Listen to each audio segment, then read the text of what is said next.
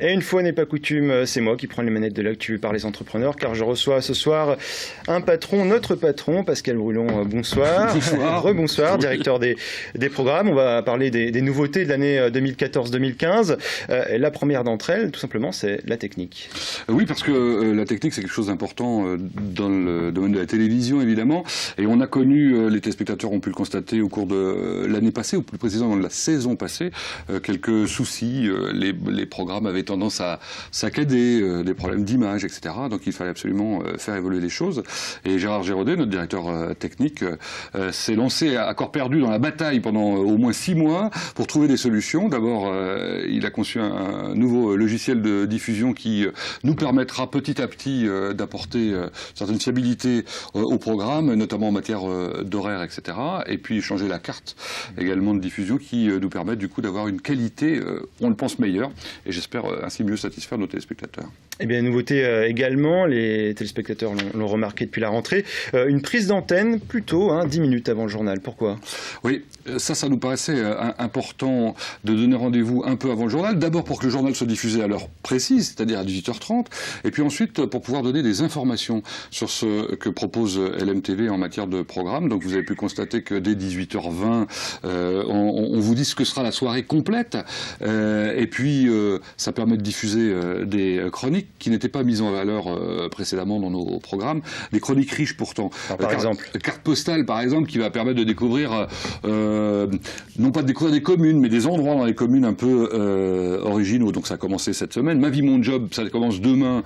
C'est un employé qui parle de sa vie au travail, mais qui parle aussi de sa vie à côté. Et vous allez voir, c'est plutôt intéressant. Bon, on a Serge Bertin toutes les semaines qui vient nous parler de monuments dans les cimetières sartois. Et vous avez découvert depuis mardi dernier, et ce soir, Recherche Innovation, donc sur les recherches qui sont faites en Sarthe. Elles sont particulièrement nombreuses, dans plein de domaines. C'est étonnant ce que c'est que cette terre de chercheurs sartoise. Et puis il y a de nouvelles émissions de divertissement. Je notais Quiz, par exemple, alors, avec Quiz, Jean-Christophe Camus. Oui, Quiz qui devrait arriver d'ici probablement 2 semaines. On va faire d'abord un pilote pour valider un peu notre choix, effectivement. On veut renouveler notre offre de jeux. On a essayé il y a quelques années de faire des jeux. Honnêtement, c'était assez compliqué, c'est lourd à gérer. Et puis, on n'avait pas eu obligatoirement des retours extraordinaires en termes d'audience. Donc là, on reprend. On pense qu'on est plus au point. On aura des cadeaux à offrir. Et puis, ça fait dans la bonne humeur. Le principe, Jean-Christophe va recevoir d'abord 2 invités qui accompagneront 2 joueurs et qui les aideront à répondre à des questions sur la Sarthe dans tous les domaines, évidemment. Et puis, on a de nouvelles têtes, notamment Marion Vigreux, co-présentatrice du journal, le mercredi. Vous êtes allé la chercher, Marion. En quelque sorte. Marion a remplacé Laure pendant son congé maternité. On trouvait qu'elle avait fait un travail excellent. C'est d'ailleurs elle qui réalise une partie des reportages recherche innovation. Et on est content qu'elle ait décidé de continuer avec nous pour cette présentation de la quotidienne du mercredi. Donc cette quotidienne qui démarre à 18h20 environ et qui se termine à 19h. Et vous l'avez dit tout à l'heure, le retour d'Olivier Moraisin. Voilà, on est content de retrouver aussi Olivier Moraisin qui a été chez nous pendant plusieurs années pour animer des émissions fort appréciées. Et Olivier est dans son élément. Il est journaliste, il était plutôt dans les news magazines précédemment. Et là, il va pouvoir recevoir des personnalités, des people en quelque sorte. Par exemple, ce soir, c'est effectivement Robert Rue. La semaine prochaine, ce sera... alors attendez, qui ce sera la semaine prochaine? Ça y est, le juge Lambert, bien évidemment. Je sais qu'il a Nikos Ayagas qui est prévu, etc. Et c'est avec son compère Dominique Sévalière qu'il assurera ses entretiens. Et puis il y a les classiques, les indémodables, Olivier Kemener, l'infiltré du dimanche.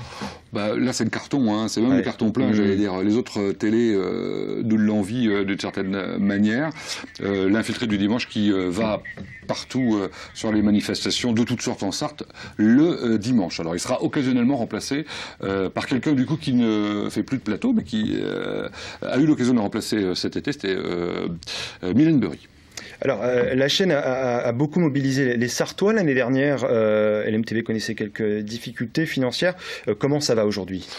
Alors, comme pour toutes les entreprises, je pense qu'on en parlera d'ailleurs tout à l'heure avec nos invités du Journal des entreprises notamment. Comme toutes les entreprises, évidemment, la période n'est pas très très favorable au développement économique. Il faut trouver des annonceurs. Bien que nos audiences soient fortes, on a été reconnus par le CSA. Le CSA, voilà, récemment. Alors racontez-nous, vous avez une audience avec le CSA? C'est ça, les sages nous ont reçus pour renouveler, ou pour choisir si oui ou non il fallait renouveler la fréquence à Le Mans Télévision. Donc adoubé par les sages. En quelque sorte, c'est bon pour 5 ans à partir de l'année prochaine. Donc logiquement, on va continuer. On a même eu un peu les félicitations du jury, pour ne rien vous cacher. D'ailleurs, je crois qu'on peut découvrir les minutes de cette audition publique sur le site du CSA. Bon, tout ça pour vous dire que effectivement, la chaîne se porte bien en matière d'audience. Je crois qu'on essaie de proposer des programmes qui répondent aux attentes des Sartois. Ils ont compris qu'on était dans la convivialité avec une économie de moyens obligatoire. Bon, on espère qu'on va pouvoir continuer. On fait tout ce qu'il faut pour le faire, mais on a toujours besoin d'être soutenu d'une manière ou d'une autre. Alors le club LMTV, par exemple, se développe formidablement bien auprès des collectivités, des communes. Il y a plus de 40 communes qui sont adhérentes. Et tout le monde peut adhérer au club LMTV. Mais le particulier peut adhérer. Et les 30 € d'adhésion annuelle qui pourraient se cumuler avec d'autres nous aideraient considérablement. Donc, mesdames, messieurs, appel. L'appel a été lancé. Merci Pascal. Allez, une dernière nouveauté pour nous donner envie de regarder LMTV dans l'année. Là, vous me pensez les coulisses. Dans les coulisses 2.